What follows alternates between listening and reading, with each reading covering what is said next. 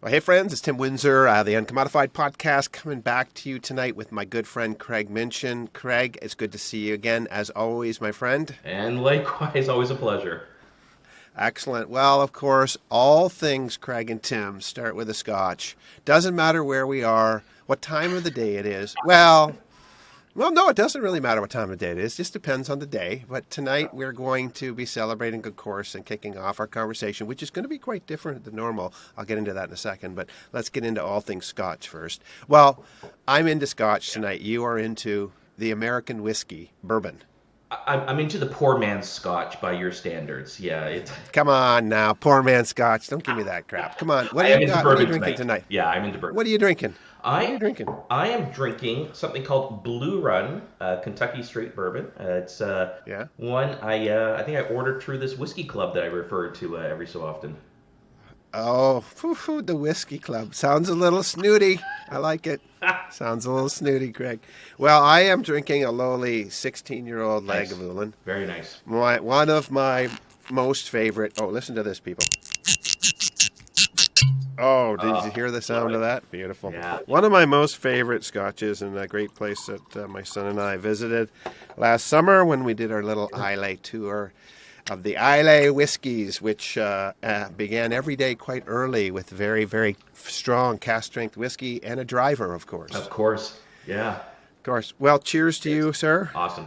and cheers to you all that choose to listen to this meandering today. So, just a caveat before we get started. If you listen in on a regular basis, you know that normally I talk to Craig about history, about leaders and history. And sometimes one time we talked about his own personal journey and moving into a new season. That was an awesome conversation, Craig, and thanks for having that with me. I had a lot of great conversations with listeners after that who were interested in that story and what it meant to them. So I appreciate you sharing so personally and vulnerably in that episode, my friend. I really appreciated that. Yeah, my pleasure. My pleasure. It was awesome to share that and to kind of get that out there. Yeah, I appreciate that. And so tonight is neither personal therapy or history. This conversation is going to be very different. So, for those of you who don't know, Craig, he doesn't get paid to come on my show because I don't make any money, and so he doesn't make any money. He has a real job. He's a real boy. He's a Pinocchio. He's a real boy. He has a real job that he loves, and in his real job, he gets to develop training and experiences for people that he works with so that he can teach them about leadership and life. And this is Craig's passion. He's great at it. And Craig and I were having a conversation a little while ago. I was over at his house. Was it breakfast? No, wait, whoa, it was your 50th birthday It was party. indeed. Yeah. Yeah, that was a special night, and your lovely wife got us a limo. We went downtown, Toronto. We had a great meal. The power went off We didn't at have the a great, restaurant we didn't we have were a at. great meal. That's right. We didn't get to eat that night. We got to drink, but we did not get to eat that night because the power went we, off. we had a great time and the staff were awesome, but yes, we didn't really eat a lot.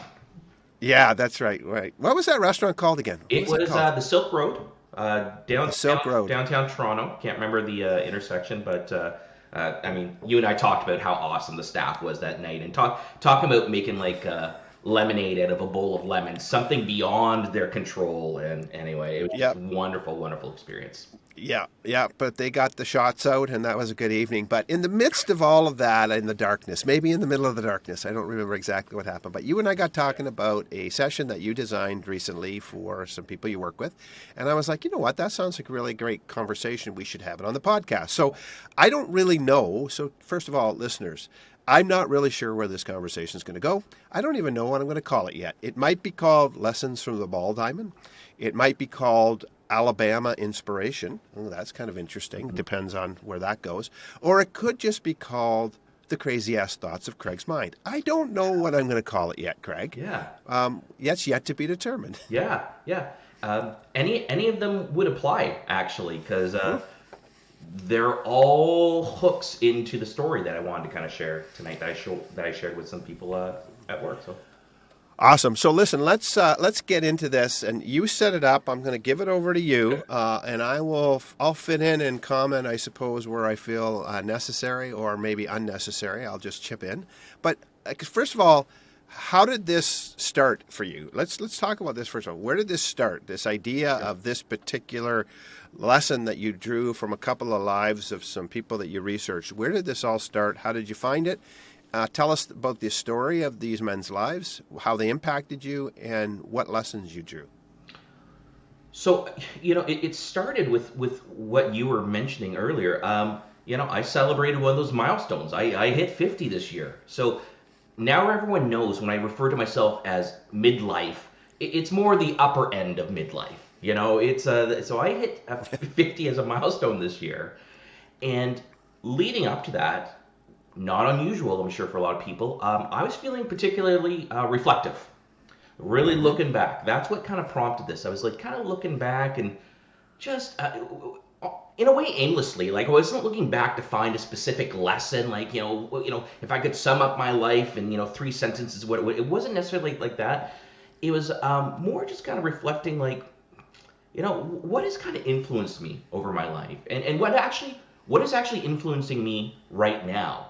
And so this story kind of came out of just really what's been really inspiring me in the last, I'd say, 6 months or so. If I was to be honest, it's probably a little longer, maybe closer to a year and a half. It is tied to what we talked about last time, my career transition. But yeah, This is really fresh in my mind. Like I'm still trying to process this, and the two individuals I'm going to talk about tonight, I'm trying to still process, like, how is it possible these two people I've never met, I don't think they've written any books, either of them, they play a game I've never played before. How is it that they've actually inspired me? And so as I dug into these stories, which seem to be joined very tenuously to one another, I did find some stuff. I did find some things that, and I did get some answers to that question about why these two guys have inspired me and are really inspiring me right now. Okay, so that being said, and just give us a window into this. So where did you find the stories? Did you go on the Google? And I like to call it the Google. Did you go on the Google and say, "Hey Google, tell me about two dudes I can learn from"? Yeah. How did you find these two people? Okay, so one is really, really well known, and that's probably the best place to start. Now, I say he's well known. He's well known if you happen to follow baseball. And even if you don't follow baseball, when I did this presentation before, my disclaimer was, listen, if you don't know anything about baseball, if all you know is that there's a bat and a ball and good things happen when the bat hits the ball, that's fine for this story. But the first person was a pretty public figure, and then one other one is very anonymous. So the first person, Hank Aaron. So Henry Hank Aaron is his full name. Most people who follow baseball, I think anyone who follows baseball would know Hank Aaron. But if you don't, there's a good chance you would have heard that name. So that was the first. That's kind of the first pull there. I've always known of his existence, but didn't really know why he was known. I just know he was one of the great professional baseball players of all time. But then I got really curious, and I'm like, okay, so what made him known? So yes, I went to the Google. That's where I start my research. I started with the Google to pull up just high level of his story. So that was the first one, Tim.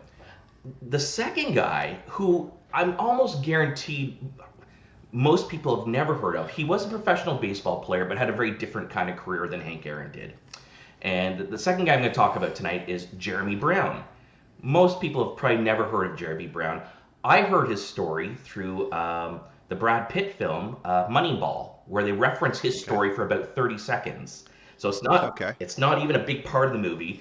I got curious about that. I said, I wonder if that really happened. And so I did some digging, did some research, went deeper into the Google and pulled up some newspaper articles and some recent information, and found out the story is true and actually got even better. So just to answer your question, yeah, I kind of, one was in my consciousness, one wasn't, and the two of them kind of came together, and I found that there was a connection there between the two stories that I really latched onto. Okay. And you know what, again, first of all, if you're listening, part of it is just letting you into, I guess, the sort of the process and psyche of Craig and how maybe he develops things. And I think that's kind of interesting. You just had this idea. You were going to do some research because you love to research. Yeah. You research. You start learning a little bit about Hank Aaron. All of a sudden, you have this disconnected thought about some other guy that you heard about in a movie, and then you start researching them, and you find differences, but you find similarities or some kind Yeah. of cohesive lesson Yeah. that you start hearing in these stories. So tell us a little bit about the stories of both of these gentlemen. Sure. So both of them are sons of Alabama. So they're from the state of Alabama, about as far south as you can get in the United States. Okay, so one was born in Birmingham, Alabama. That's kind of central north Alabama. That would be Jeremy Brown. And the other was way down south in Mobile, Alabama. And that would be the great Hank Aaron.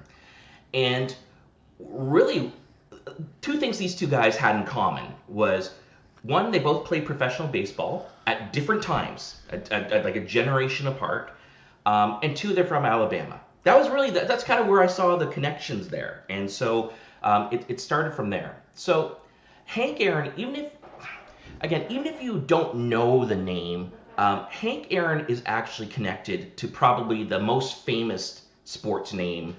I would argue globally, but that may be a little arrogant, certainly in North America, and most definitely in baseball. So Hank Aaron is actually connected to the great Babe Ruth.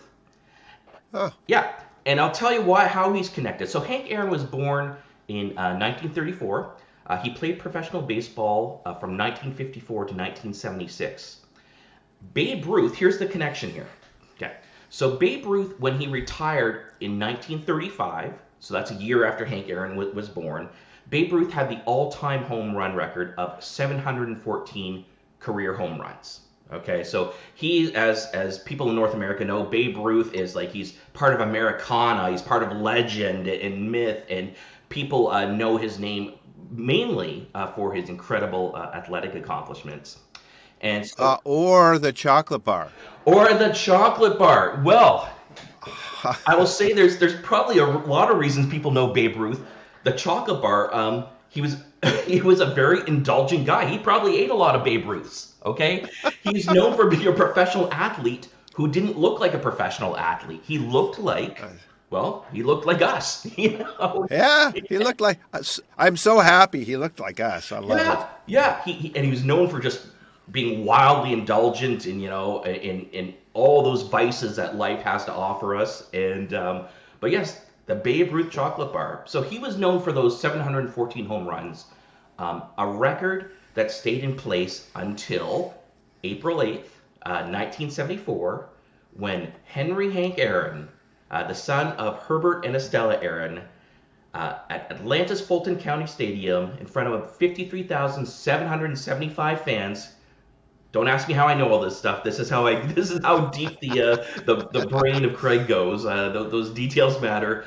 Stepped up to the plate in the fourth inning, I believe.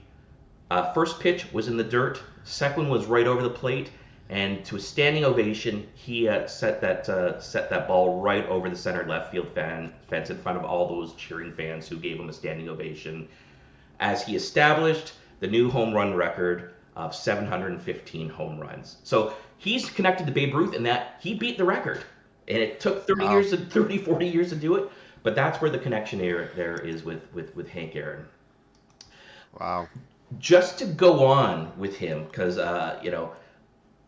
his accomplishments in the game are well, let's say he set milestones. He retired about 2 years later. So I told you he set the record at 715 home runs. By the time his career ended 2 years later, he had added another 40. So he ended his career with 755 home runs. He set the record for runs batted in. He set the record for most hits, extra base hits. He played on the All-Star team for 25 years straight. He was nominated. He's considered one of the all-time greats, if not the greatest ball player that has ever played the game. One of the Wow. Yeah. So that's for those who love baseball. That's why I throw stats, because baseball is one of these stats game, and it's a game where success is really clearly defined. Like it's really like there's stats for everything. There's measurements for absolutely everything. And so he leads in virtually every single offensive stat. Some of them he still holds onto those records, even though he's now passed away and long retired from the game. But That's amazing. yeah. Wow. So I'm not a baseball player. I've never played. I think I tried swinging at one pitch and was made a fool out of by someone who knew how to play the game.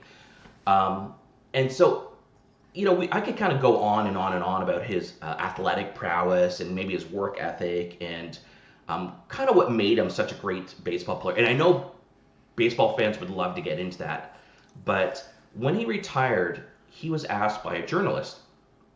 So everyone goes through professional misses. We stumble, we struggle. You can throw the word fail in there. In baseball, they call that the slump. And the slump, if I was to put it really blunt, the slump is when a batter isn't doing their job, to put it really bluntly. They're not hitting the baseball. And he was asked by a journalist at the end of his career, after he had established these records and he's just regarded as this hero, this icon. He asked him, the journalist asked him, he said, so everyone goes through the slump. What did you do when you were in your slump? Like, we know what you did when you were doing well. What did you do when you were doing poorly? And Tim, this is probably this part of the story that has latched onto me. It's a very famous quote.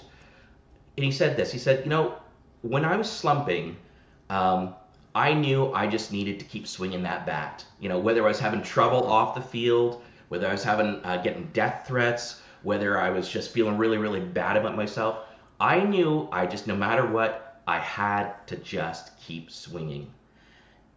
And Tim, for someone like myself, who's, I would say, a lifelong perfectionist, that is like the opposite of what my natural tendencies have been.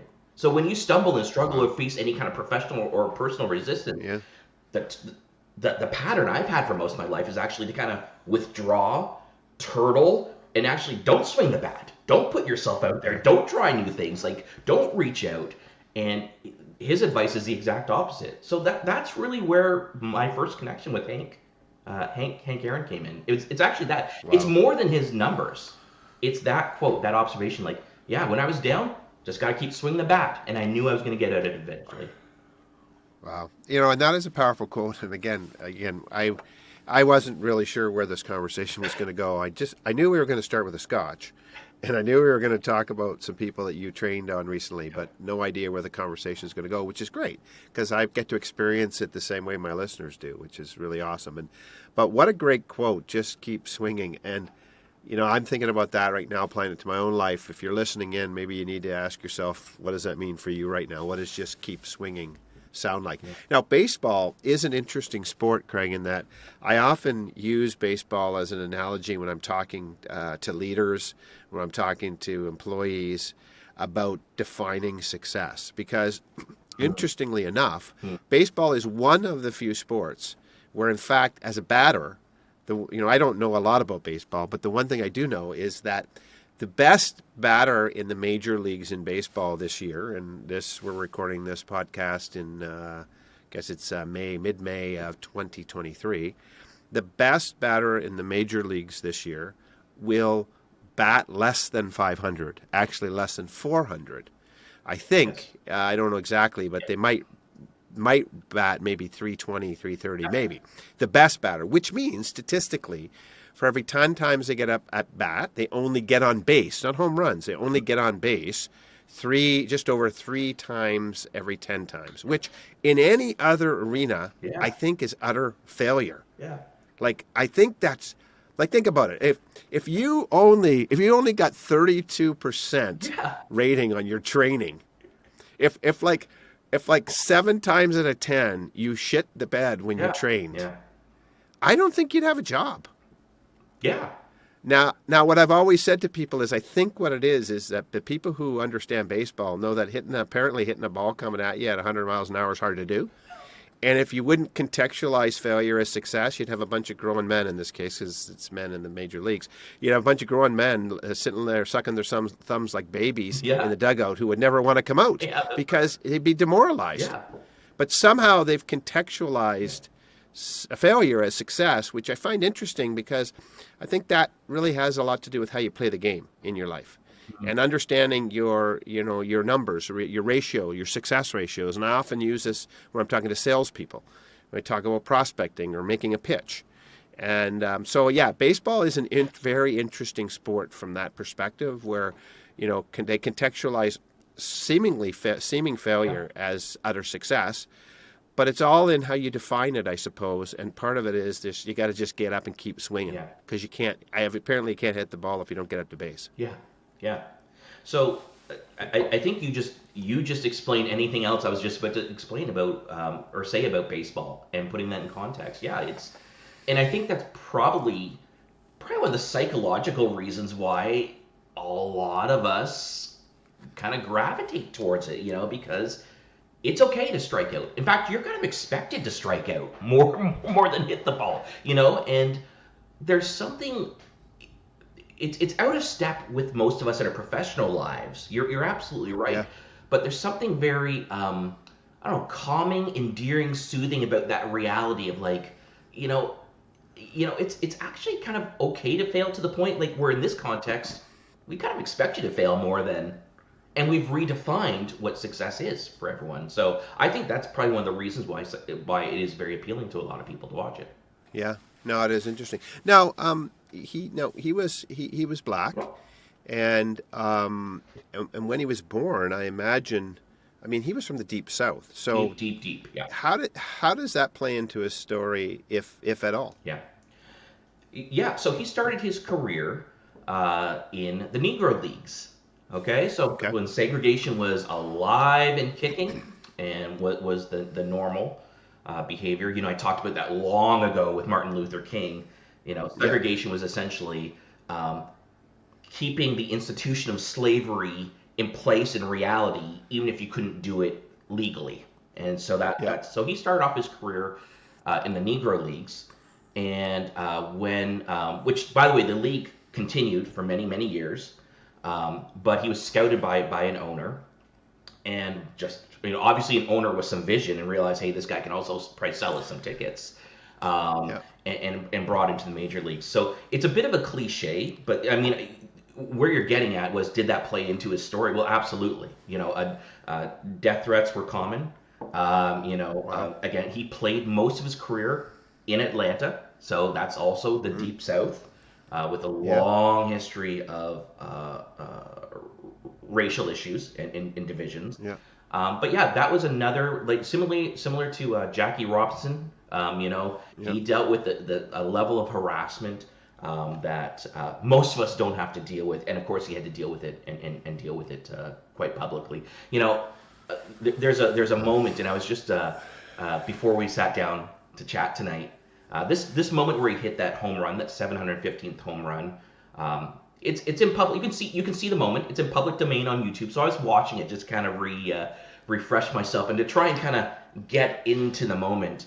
And the announcer, I believe his name was Vince Scully, as the home run ball went over the fence and everyone's just applauding, had the awareness to really capture the moment, and he said something like, what a great moment for, the Atlanta Braves. What a great moment for the people of Atlanta. What a great moment for the state of Georgia. And what a great moment for the country, where a black man is getting a standing ovation by a mainly white audience for beating Babe Ruth's record. And there's, Wow. I couldn't deliver it as eloquently, but you get the kind of the emotional impact and the reality that this is more than just a game. And to do it in Atlanta and to do it in Georgia of all places was, I don't know, divine poetic justice. But there's something very powerful about that moment for sure.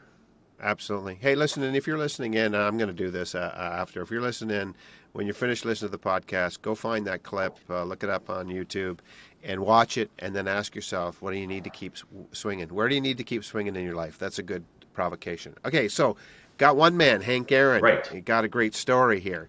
But then all of a sudden we got another guy. We got Jeremy Brown. Right. Now, how does Jeremy Brown fit in, or not? And how do you move into his story, and what do you find there? Okay, so Jeremy Brown, another son of Alabama. Okay, he's from that state in the Deep South.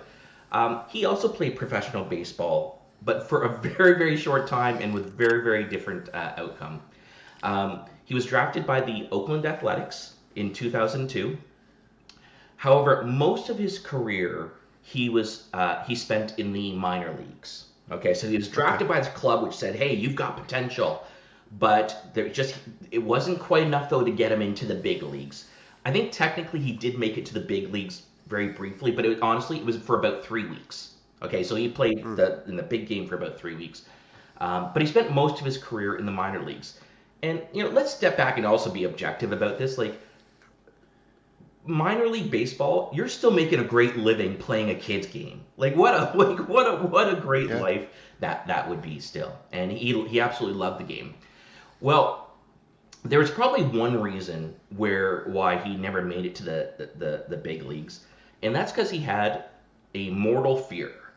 Call it a source of professional anxiety, and that mortal fear, that sense of professional anxiety, that thing he just couldn't push himself to do, was go for second base. He Huh. could hit the ball, but he either got a home run or a single or was out, but he would never, ever, ever go for second base. Now, an explanation around that. He was a hefty guy. Okay, he's like Babe Ruth. He didn't look like a professional athlete, so he let his weight go a little bit, but he could still play because he could still hit the ball. But everybody knew if Jeremy hits the ball, he's going to hit it. It's either going to be a home run or he's going to stop at first base. He will never, ever, ever go for a double. Well, that changed one night towards the end of the 2002 season. So he's still playing in the minor leagues. And Jeremy, I guess, maybe he watched some motivational speaking, maybe he gave himself a pep talk. He stepped up to the plate, hit the first pitch, hits it well, starts trotting down first base, sees he's hit it really well, so he's kind of really, really runs. And then at one point in time, he decides to do the unthinkable. He decides this is the night where he's going to confront his fear and go for it. He's going to go for it in front of 17,000 fans. He's going to go confront his fear and go for second base. So his one foot hits the first base bag. He takes that big round, and everyone can see what he's doing. Like, the coaches are seeing the body language. They're cheering him. His players, they're cheering him on. The fans are cheering it on. And about 3 steps away from first base, as he's rounding it, Jeremy trips over his own feet and falls flat onto the ground. And Oh my gosh. yeah, that's the result of him kind of confronting his fear. This is also all caught on camera. There's still shots of it. I'm looking at them right now. There's images of this. This was public failure. Well, it couldn't get any more public with the cameras rolling and the fans. And he scampers back to first base. It's like, well, I'm not going to get a double, so he scampers back in probably the most humiliating pose or posture a person can take, on his hands and knees, as people are kind of laughing at him. In fact, you see the first picture you see of is the first baseman, and he's actually leaning over and he's kind of laughing at him. He's saying something, but he's busy laughing at him because he's just tripped over his own feet. Then the second person you see in the frame is the first base coach. Same thing. He comes over. You see him bending over, and he's saying something, and he's also laughing. Jeremy can't hear what they're saying, but then he looks up and he sees the third person, and it's the first base umpire. And the first base umpire is also smiling, but he's also making this symbol, this universal symbol that every single baseball player knows. It's a symbol for home run. Because what Jeremy didn't know is he didn't get a single, he didn't get a double. His ball went 60 feet over the center field fence, and he'd got a home run. And he got up, and you can see his body language. He's embarrassed. He shakes his head, dusts himself off, and starts to round the bases to the jeers and the applause of everyone. In a moment of sportsmanlike camaraderie, you even see the other ball players, the opposition players, kind of patting him on the backside and kind of directing him to home base. And that was his moment. That's what he's known for. He's known for the guy who tripped up, got a home run without even knowing it. And there was a few things there around Jeremy's story that we could kind of chat about, but I realized you have two characters here. Hank Aaron, phenomenal success. Jeremy Brown, he's known for probably the most embarrassing moment of his public life. And there was a couple things that I kind of took away from his story. One was stumbling, or to stay with the baseball metaphor, and slumping are actually pretty normal. And I Huh. thought it's normal in our lives to not get things right.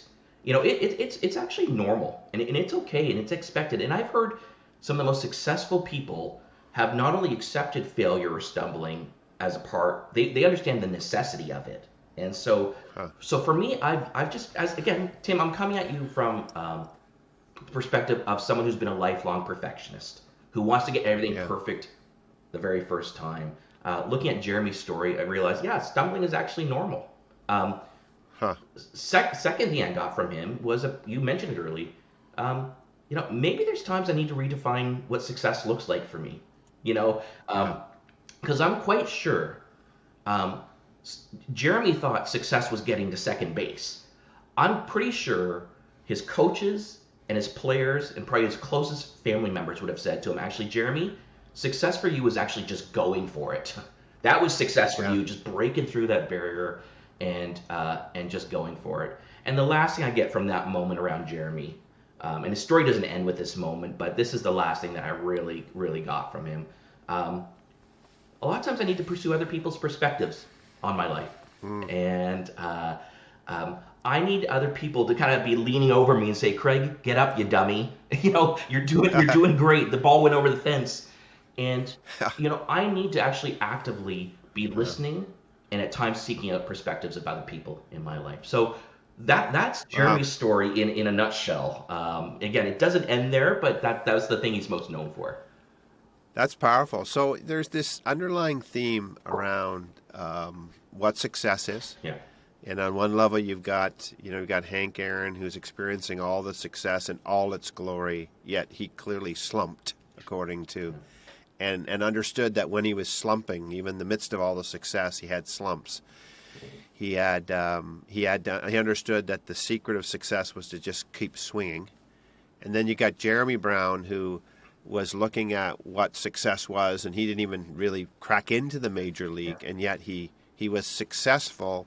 Yet he maybe had success when he thought he only had a single, which is an interesting way of looking at it. And you know what, I meet a lot of people like that. I think in life, Craig, who define themselves because they choose the wrong comparator.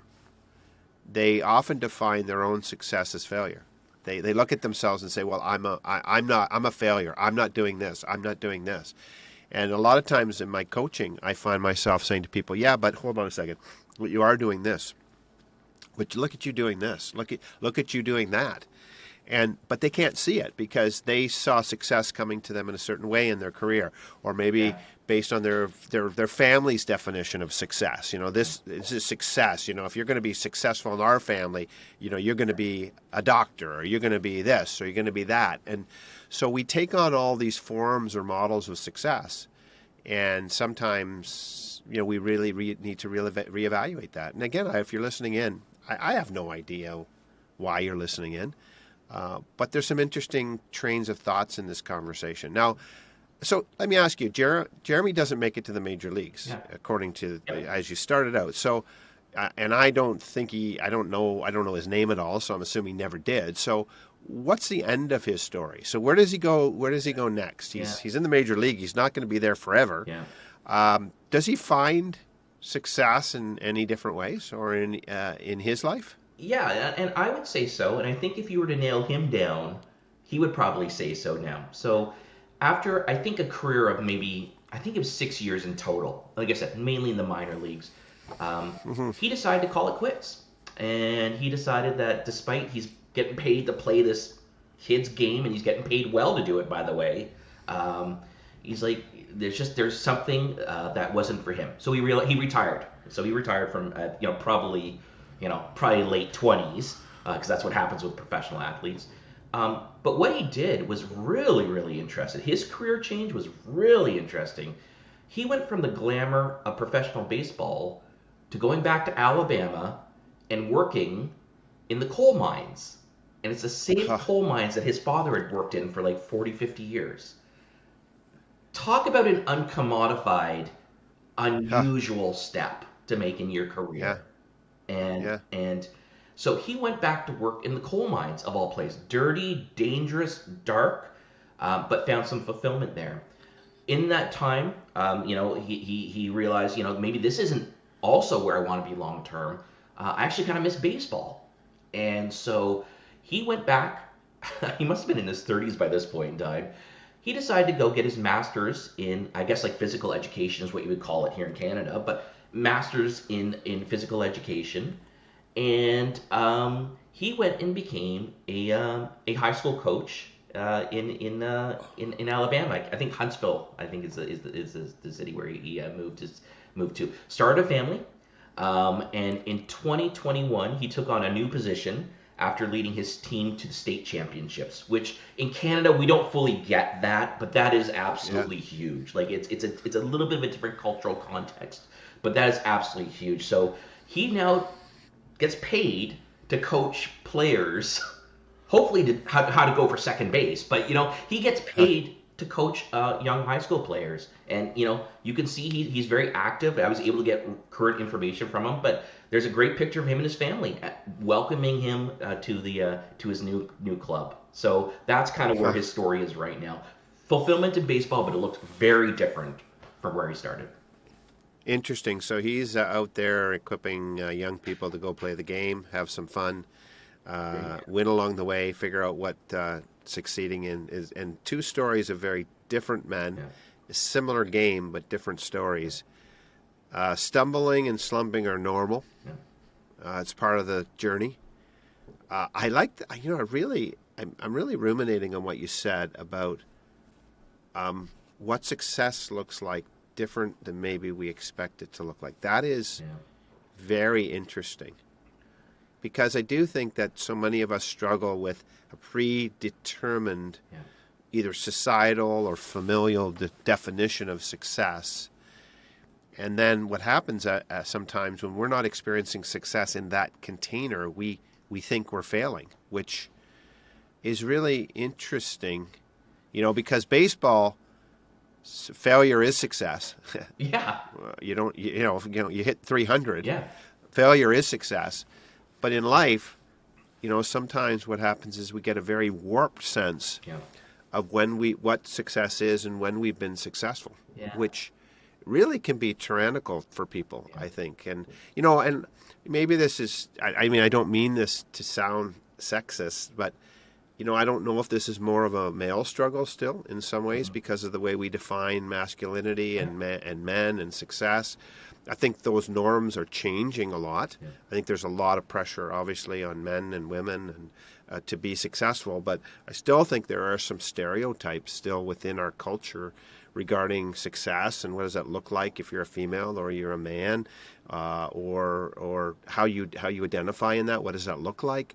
I do think that there are struggles for that because sometimes I think that we are being very successful, but yet we feel we're failing. Yeah. Yeah. And that's a horrible, horrible feeling. Yeah.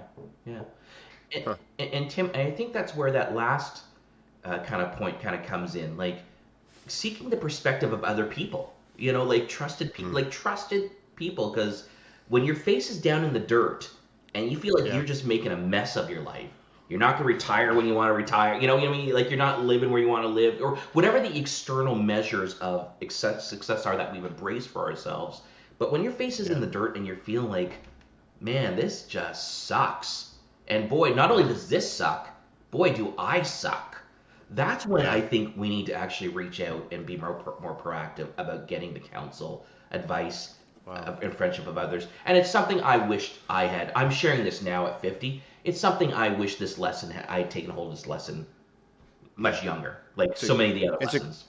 Yeah, it's a great. You know what? It's a great lesson. And again, I wasn't quite sure where this conversation would go tonight, but if you're listening in, hopefully you're finding what you need to find in the conversation. The one thing I just want to finish on, Craig, I'm just thinking about it.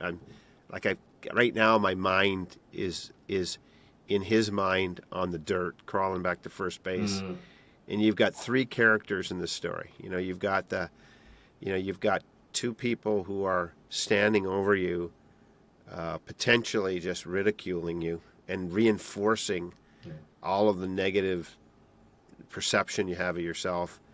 And then you've got one other person who's For those of you who are listening on the podcast, you won't see what Craig was doing, but the universal sign of go around the bases, which I'm doing right now. You've got another person standing over you with this, giving you this symbol of no, you got to go around the bases. You just hit the ball out of the park. I guess one of the things I'm thinking of is, who are you in the story? Who are you in your own life, but who are you in the life of others? Are you the person standing over somebody else, sort of laughing at them as they fail, or are you the person who's recognizing the success in what they believe to be failure, and are you giving them the sign in their life that says, hey, get up, you just hit the ball of the park, go around the bases. It's good, get up. Get up out of the dirt and round the bases. I just really encourage you to ask yourself, put yourself in the story, I guess. Put yourself in Jeremy's story. Are you the person crawling back to first base? Are you the person ridiculing someone else because you're judging their success or failure? Are you the person encouraging somebody to stand up and go around the bases again? I mean, that's what I'm thinking about. And then when I think about the story of Hank Aaron, I'm thinking, again, just about that great quote, I go through slumps, but I just get up to the bat and keep swinging. So where in your life do you need to keep swinging? Where do you need to get back up to the plate? Where do you need to get some energy and some courage to get out of the dugout again and get up to bat? Maybe it's in your professional life. Maybe it's in your personal life. Maybe it's in your emotional life. Maybe it's in your spiritual life. Maybe it's in your desire to affect change. Maybe you, as a young person, you had idyllic ideas of affecting social change, but you've given up those years ago. That just doesn't happen. Maybe you need to get up to the plate again. So again, Craig, I really appreciate the conversation. First of all, it gives you a bit of an insight into how you braille out the stories of other humans and how you experience things through them, and then you bring it into the training that you do, which I really love. But also, it's a great provocation as you think about it. And so if you're listening in, you listened in for a reason. My encouragement to you is get out of the dugout, hit another ball, and if you need to crawl back to first base, just look up and find the right person to look at so you can get up and round the bases again in your life. I'm going to do that, Craig, as a result of the conversation. I really appreciate it. And again, if you're listening in, you listen in for a reason. Thanks for sharing some time with us tonight. Go out and uncommodify your world. Have a drink if you need to, like we did, because we love the scotch. Thanks for listening in. Have a great day. Cheers.